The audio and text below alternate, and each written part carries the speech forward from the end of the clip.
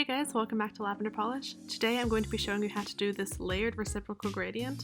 I know that's a lot of words and there's a lot going on my nails right now, but trust me, if you stick with it, it ends up looking fantastic. So let's hop right into it. I'm starting out with a simple white base coat. This one's from LA Girl and I find that it is a little bit sheer, so I throw on 2 coats just to get maximum opacity to really make the colors pop later on. I'm still kind of in the process of finding the ideal white base coat for me. I'm looking for something that's not too expensive because I do a lot of gradients and therefore go through white really quickly, but something that is also thick enough that I don't always have to put on 2 coats. So if you guys have any suggestions, please let me know.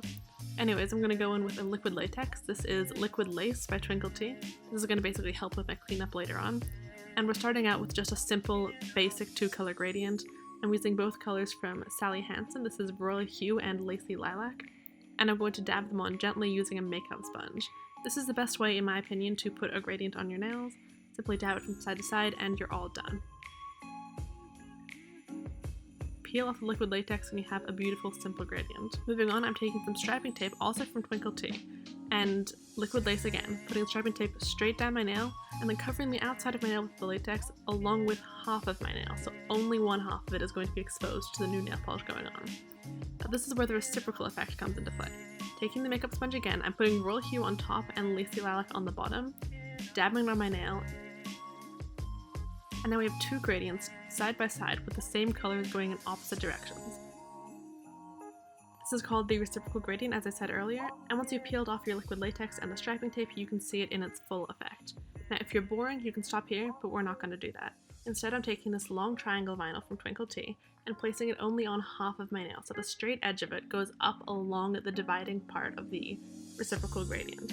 I'm then taking liquid lace again and putting it over the half of my gradient that does not contain the vinyl, and again all around the side of my nail. Taking the makeup sponge again, I'm once again creating the gradient with Royal Hue on top and liquid lace on the bottom, and dabbing it again on my nail. And once I've peeled everything off, you can see that I have what looks like one gradient with a smaller reciprocal gradient just in that triangle. Okay, you just had a lot of information thrown at you and there's a small polish mountain on your nail, so just take a second, breathe deeply, relax, and back into it. Okay, taking the vinyl and the liquid latex again, we're going to be putting them on the opposite sides to what they were last time. This is again going to only leave one small section of your nail exposed to the new nail polish.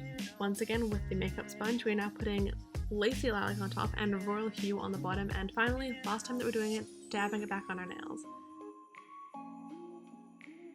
And now the most relieving and wonderful part, you get to peel it all off and take a look at what you've created. Here we have it, folks.